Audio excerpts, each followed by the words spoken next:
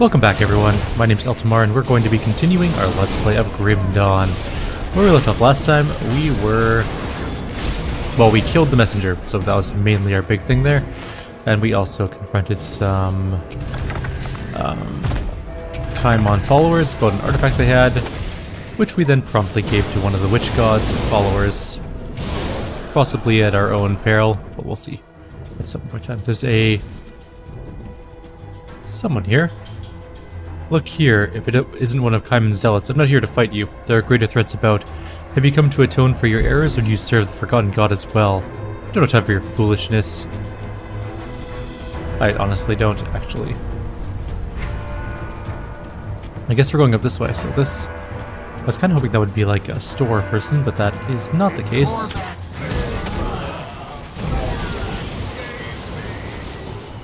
And... it almost looked like there was going to be a hero guy, but guess not.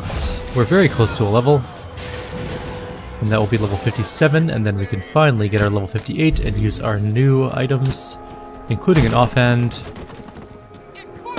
which will be nice. We've already been up here before, but I think we need to kill our way through. Can't do that yet. There's lots of enemies attacking us, just so many enemies. Luckily we have a nice... Oh, where do you come from? Go away. I'm honestly not sure if we should be picking these things up anymore. They might just be worthless. There is a hero mob down there. We're not under attack. I'm just going to quickly read these things. Renet, the rat god. Renet was not always a rat and did not always preside over the vermin and lowly creatures of Corvin Basin. He was once a powerful and proud man, a merchant whose wealth rivaled any who basked in the light of Ron. But he was born into the life of wealth and power. But he was not born into the life of wealth and power. No, he was born a diseased and lowly vagrant to a widowed mother with nothing more to give him than her faith, with nothing more to give him than her faith in the elder son. I can't even read today. And so, unable to care for her sickly child, she prayed to her god and pledged her own life, so that Renet would be spared the plight that was his birthright. The desperate mother's prayers were answered. Miraculously, the infant grew to become a healthy child.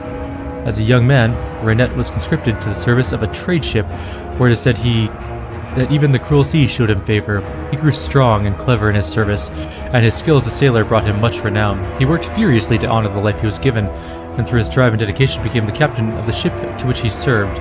His success at sea was so great that he would one day return to Karen docks, and from there command an armada of ships that sailed in his name. It was from this position of power that he built his grand wealth, and from which he began to forget his humble origins. The success of his life so tainted his ego that Renet began to believe he was destined for greatness, that a life such as his could not be a coincidence. He sought greater power and forgot the gift which he was given. Those who served or were loyal to Renet showered him with their adoration, and his pride grew with his wealth. The shade of his origins was all but forgotten as Renet proclaimed himself the master of the seas and commissioned the first of many temples to be constructed in his honor. Quickly, sailors and seafarers began paying tribute, leaving riches and treasures at these sites of worship. It was said that the favor of Renet bestowed good fortune upon those who took to the sea. Some even perceived him as the god of the waters, an ascendant whose legend spread beyond even the Corvin waters.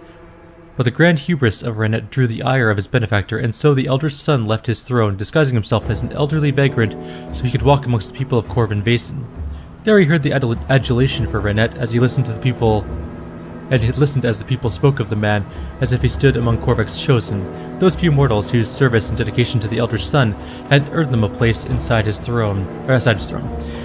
This rightly enraged the divine, and his disguised form he sought out the court with the self-appointed god of the seas. In a grand temple built in his name, Renet met with the old man. He laughed at the sight of them. What sickly and broken creature before him! What have you to give the master of the seas, you poor old fool? Asked Renet. I have come to remind you of the life you should have lived, the man said meekly. I am you, as you should have been, were it not for the kindness of the elder's son.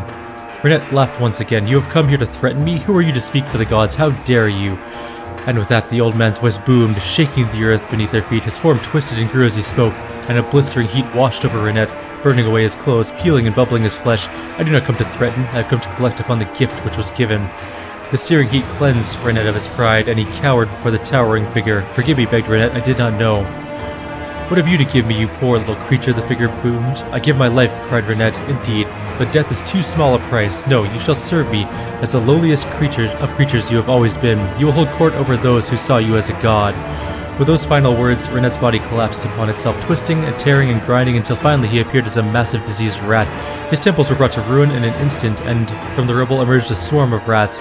All of those who followed the Master of the Sea, all who had pledged their loyalty to him or begged his favor, were cursed to live out their lives as vile vermin in the service of the rat god. Take heed the story of Renette, for all things that we cherish in life are gifts of the Elder Sun. That's a very long note. There's nowhere left to go, nowhere to run. I got separated from Amal when a cave-in blocked the passageway into the depths of the tomb. In his typical unnatural calm, he said to go on, that we'd meet again further down. But as I walked, the earth began to shake, groaning and rumbling. The bedrock beneath the temple cried out like a waking beast. I panicked and began to run, but every step seemed to aggravate the beast further. I made it less than 20 feet before the shaking brought me to my knees. I continued to crawl, scraping my arms against the jagged stone floor, with no concept of where I was going, no plan of escape. With a bone-shattering crack, the floor of the temple opened like a gaping maw, revealing the white-hot river of flame below. I could not have imagined the depth of terror that consumed me in that moment as Amal's desperate screams echoed through the passage behind me. I somehow summoned the courage to move and dragged myself away from the searing heat. For a time I cowered there as the tomb shook around me. Its groans and cracks resembled an oppressive voice that called out to me, that called out to all living things from the depths of the fiery river that flowed around me. Then, as the shaking subsided, there was calm. I could still hear other cracks and booms in far-off places, but the temple I lay in was still. And there was nothing but the sizzle and drone of molten earth that now defines the island of solid rock that will be my final resting place. There are no riches, no treasure, only burning death and the voice that beckons me into the flames. Jaren's log. Last night we reached the Badlands around the Valley of the Chosen, where we made camp along the jagged ridgeline just over the crest. As far as the eye could see, the harsh volcanic landscape was dotted with tomb entrances and monuments whose gold inlays sparkled in the bright moonlight, all of which were centered along a main corridor of grand burial crypts. It was an equally exhilarating and daunting sight, as I was not looking forward to traversing volcanic rock and leaping over molten rivers.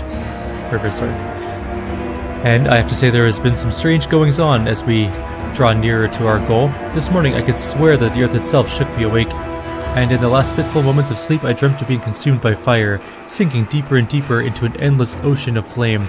As I jerked back to the realm of the waking, I saw Amal sleeping like a freshly suckled pig, clutching his empty rum cask like the teat of a generous mother. It must have been in my head, and perhaps an anxious dream brought on by the anticipation of the final leg of our journey and the riches that might be buried in the valley ahead. But later, as we broke camp, I noticed something very peculiar. We arrived last night, well after sunset, and I would have bet my life we made our camp at the foot of a massive statue. This morning it was missing. I was dumbstruck. Not only was it gone, but there were gargantuan footprints leading away from it, like those of a man wearing heavy boots, only many times larger. They were deep and the stride was long, as if the statue had just walked off in the night, or some massive man had slung it over his shoulder and made off with it. When I told Amal, he seemed surprised at first, but then brushed it off. He insisted there was no statue, that the full moon played a cruel trick on me.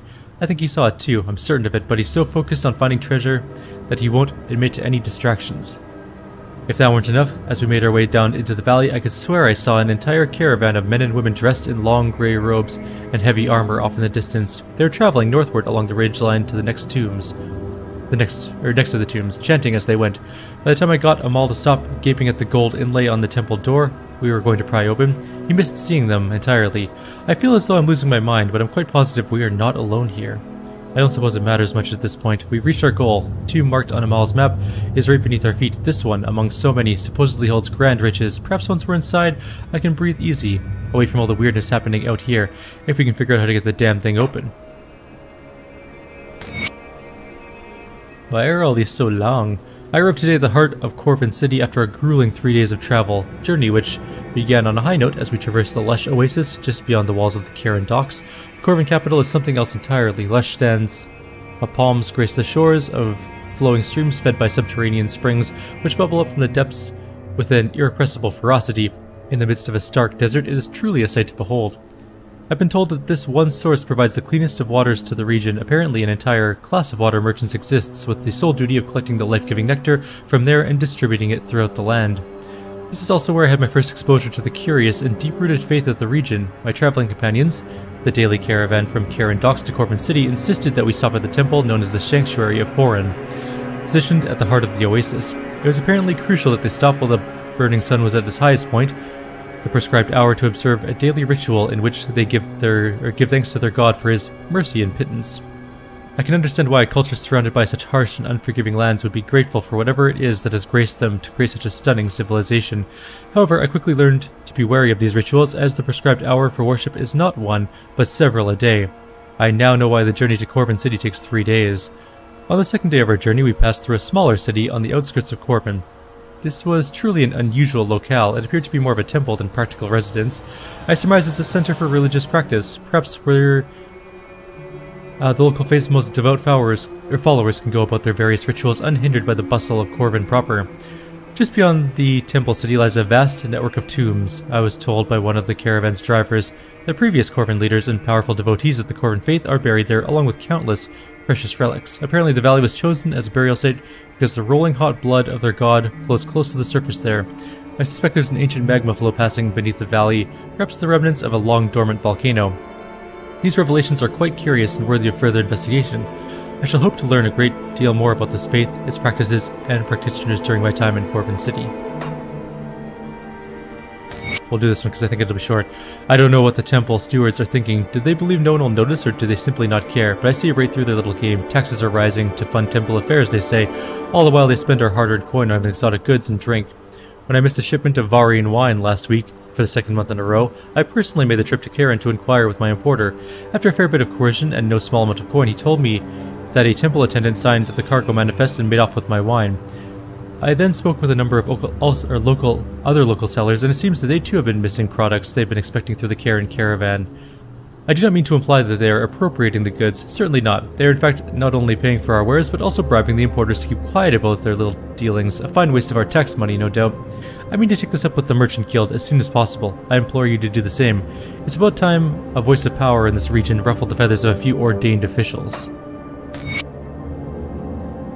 Today was my first full day in Corvin City, and I must say I'm as awestruck by His Majesty as I was when I first landed at the Karen docks. The focal point of the city is a grand temple dedicated to the Eldritch Sun, Horvath, a deity I'm unfamiliar with, but that dominates local theology. The temple's majesty is indescribable. It seems to dwarf everything in sight, even nearby mountains, and it radiates with such energy that its heat can be felt even in the midday sun. Even I, a skeptic, find myself in sheer admiration.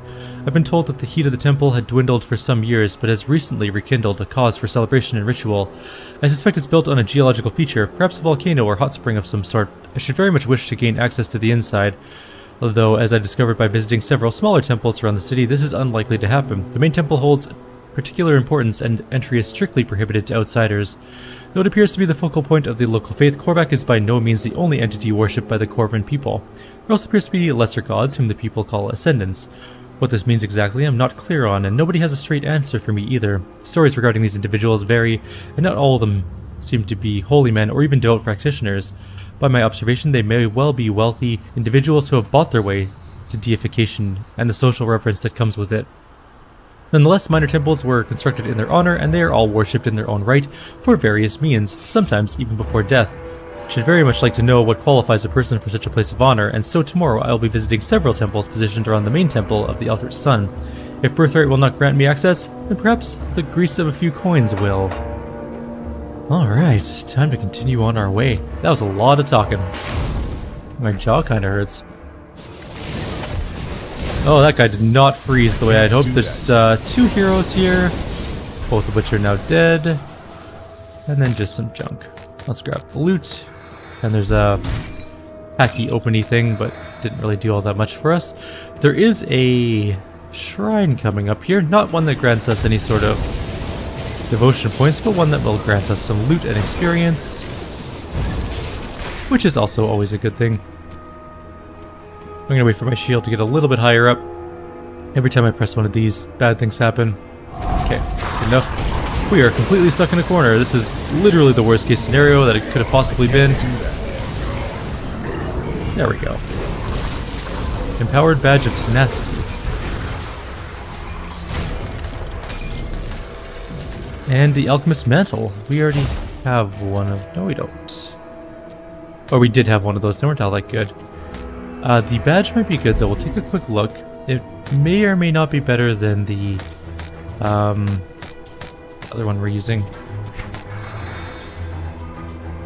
Okay, so it's level 58, of course, as with all things. It's not that good for us. It is good for a melee character.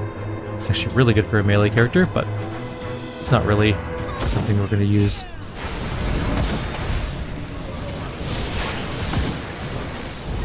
Bunch of our allies here fighting with spiders. Spiders are theirs, but they are using spiders for fighting. There we go, maybe that's more accurate. That's hurting. Let's kill the shooty guys, because they are literally killing me, and I shouldn't stand in that. There's a hero mob. He is... I need to heal. There we go. He is not freezable, or I just missed with my freeze, one of the two. Regardless, he's now dead. We're getting so many of these rare items that I don't know if it's worth getting them anymore. I might just turn it on to blues only, because it's actually slowing us down having to go sell things a lot.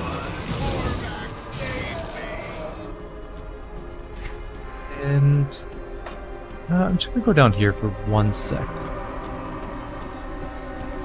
Just kind of looks like there's something here, but there's not. Okay. Eventually, one of these days, I'll go and find all the secret areas. And I know we missed a skeleton key area in the first part of the game. And we missed something called the Annals. Someone mentioned them, and I don't know where they are, but I'm going to look for them. A devotion point coming up ahead. Let's go get that.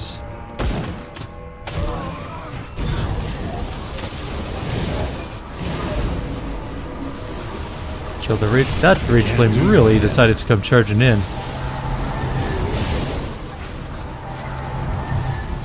Okay, not hit anything. There we go. Okay, I'm gonna come up here. Corvus Servant. It's apparently the enemy in question here. Alright, we killed all those. Let's go get the devotion point. Actually, do we have any... Nope, we haven't leveled up recently.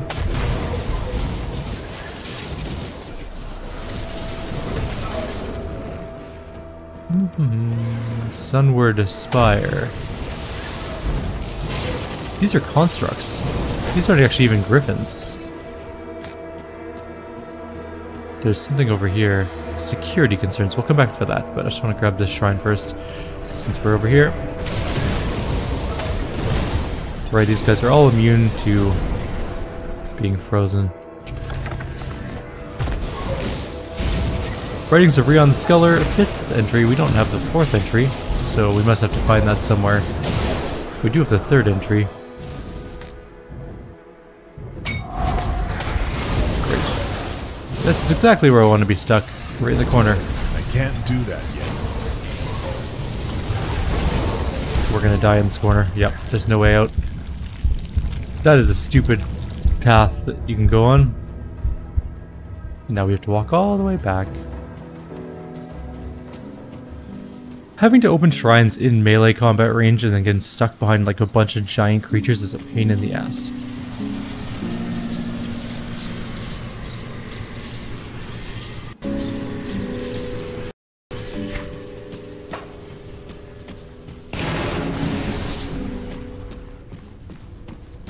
At least we'll be on the outside now, I guess, and shoot our way into the middle.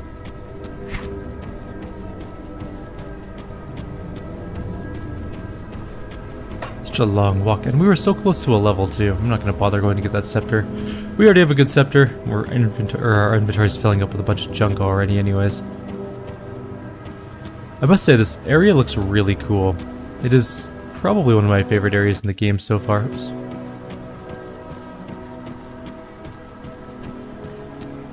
It's just so... Oh, we missed this. Huh. Anything good? Nope. Like, it looks like it would have been just this amazing place once upon a time, but now it's fallen into ruins. I really like that kind of thing. It's one of my favorite aesthetics in fantasy games.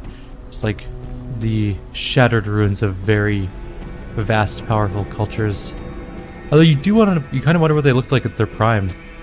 What it would have been like to be there before the fall. Can't do that.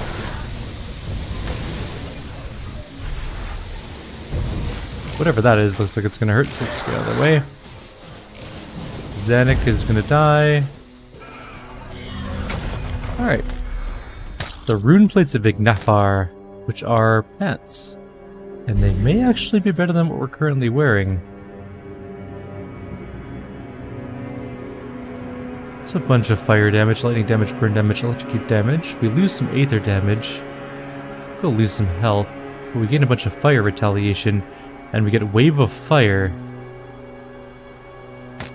Might take a look at that, actually.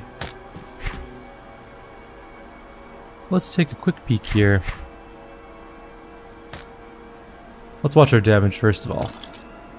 So we are sitting at 7,800. Goes down a little bit. But I also kind of want to see what wave of fire does. Where would it be located? Is it an on-hit thing? Chance when hit to do a wave of scorching flame, dealing a bunch of fire damage. Yeah, let's give it a shot. We get hit a lot, so. And we did get a devotion point, of course. So I think we finished that shrine. Yes. Where's our lantern? No, we're 1 point away from the good one. Alright, soon we'll be able to get that. Let's go get our body back. Alright, we're gonna finish up the outside of this place and then we'll go into that spire. I want someone to hit me so I can try out this thing. I guess it's only a 25% chance though. Yorvok's letter to Bahan. There's just so much lore to read.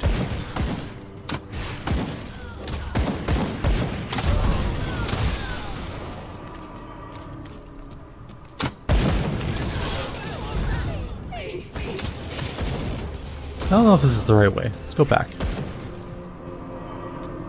I think that might be where we're, like, quote-unquote supposed to go. So let's go take a look over here at this other stuff that we kind of bypassed. There's this little area here that had a note in it that we didn't grab.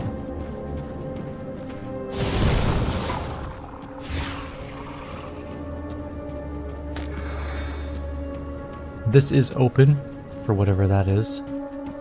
Security concerns, sorry.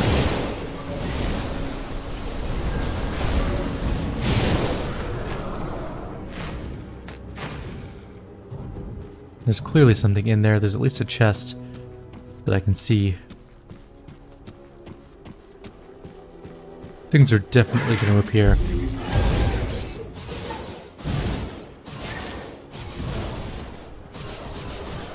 Not hitting him because the stupid rock's in the way, of course.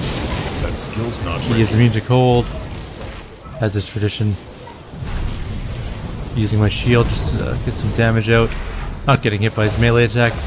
I think that will get us killed. He's almost dead.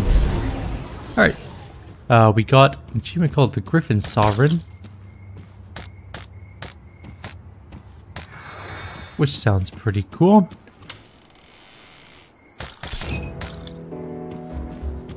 This also looks like it might be the way to go.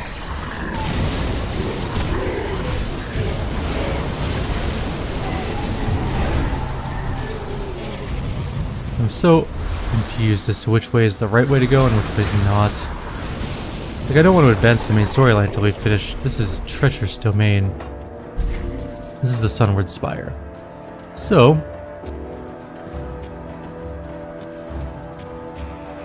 if we look at our map, Sunward Spire is here, which I guess leads to the Tomb of the Elder Sun, so we shouldn't go up here yet. We should go back the other way. And deal with whatever's up there first.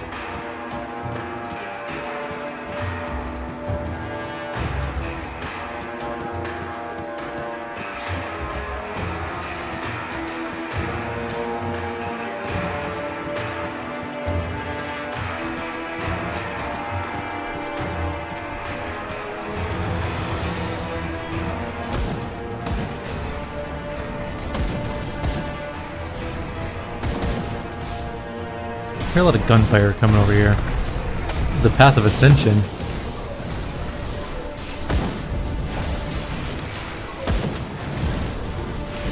Just gonna go ahead and go. Oh, that hurt. Let's not get hit by that too many times.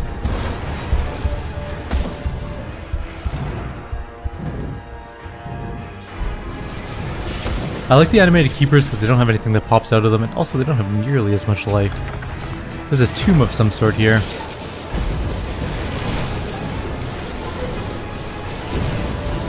Corvin Expedition Final Entry. This is a giant temple looking thing. Just gonna loop around it to fill in the blanks. Alright, let's go in. Let's see what this is. Of course, one of them would be coming... Oh hey, there's something here.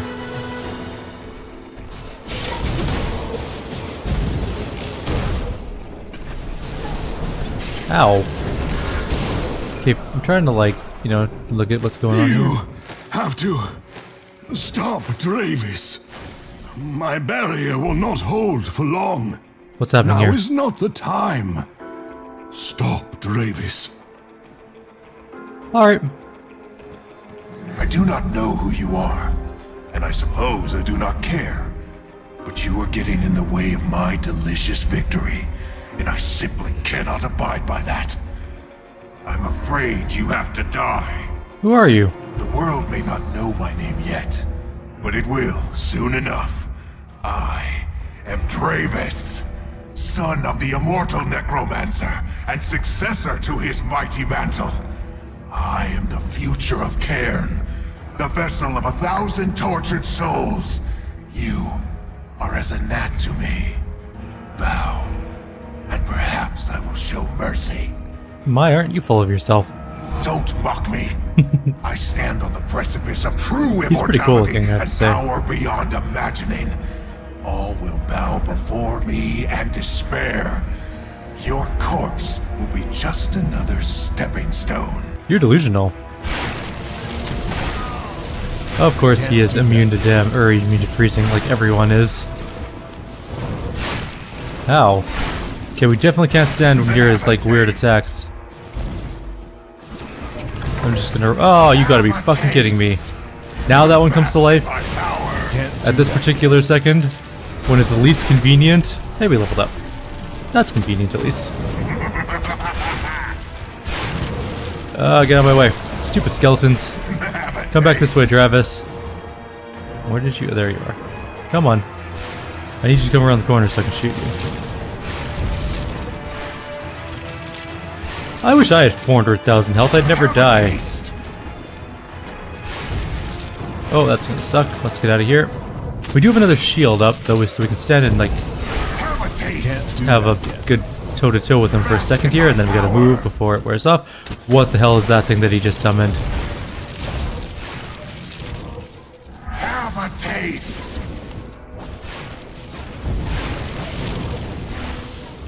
We kinda hit him from here. Sort of. He's almost dead. Our shield is not up yet. Can't do that yet. I wonder if that thing will go away when he dies. Yep, sure did. His skeleton didn't, though. Alrighty. He was supposed to be immortal. Definitely did not turn out to be the case. And so, my misguided child lies dead, far from the land of his birth. I've witnessed many of my progeny perish over the centuries, such as the curse of my existence, but none stung as much as this. I thought myself above his pain, that my pursuit of atonement superseded his naive ignorance. I see now I was wrong.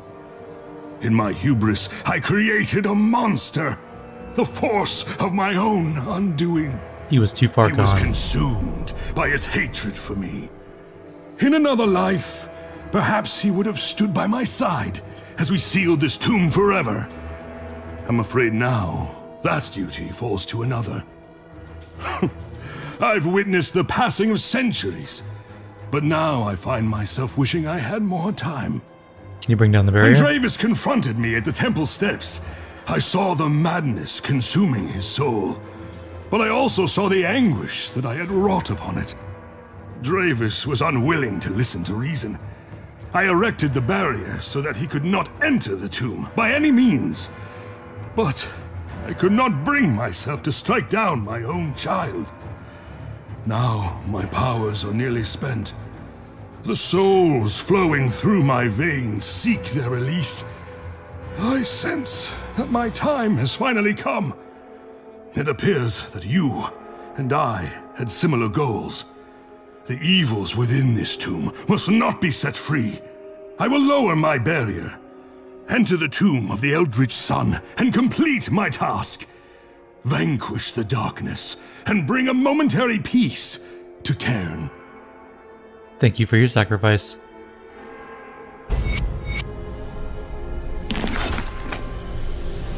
Okay, so this is the tomb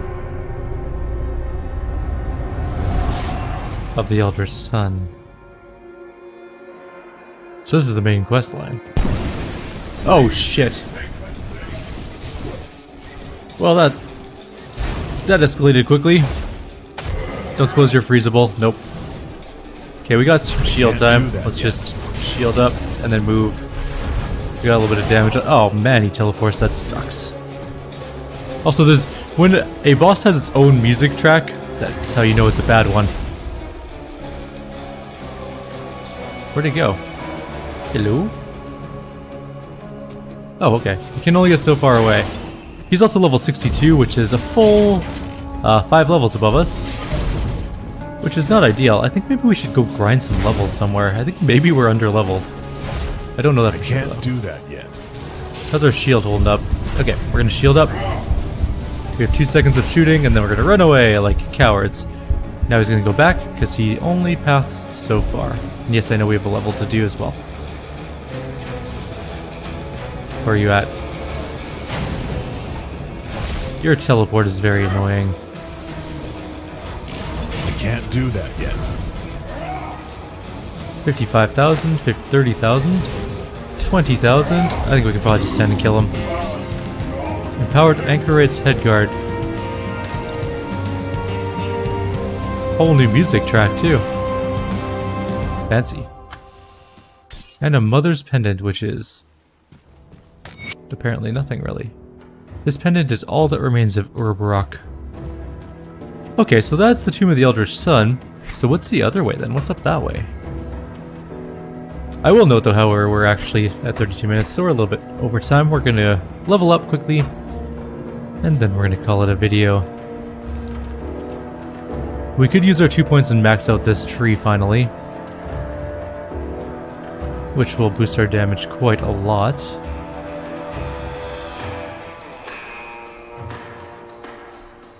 Or we can get some stat points in Occultist, which actually might be the better choice. Doesn't really add a whole lot though, does it? Kinda just want to like finish up these things. It only gave us like, oh, go away, nobody cares, stupid enemies. Alright, so what we're gonna do in the next video, I think, we'll let these guys fight that guy. Or he'll just chase us to the end of the world. Fight these guys. There's a whole squad of them for you to fight. I don't care about you right now. What we'll do in the next video is we'll go up through this path, see what's up there. Because obviously we missed something up there. And then we'll go into the tomb, I guess. For now though, I'll leave you guys here. Like always, if you have any suggestions or comments, please leave them below. Otherwise, I'll see you next time. Take care.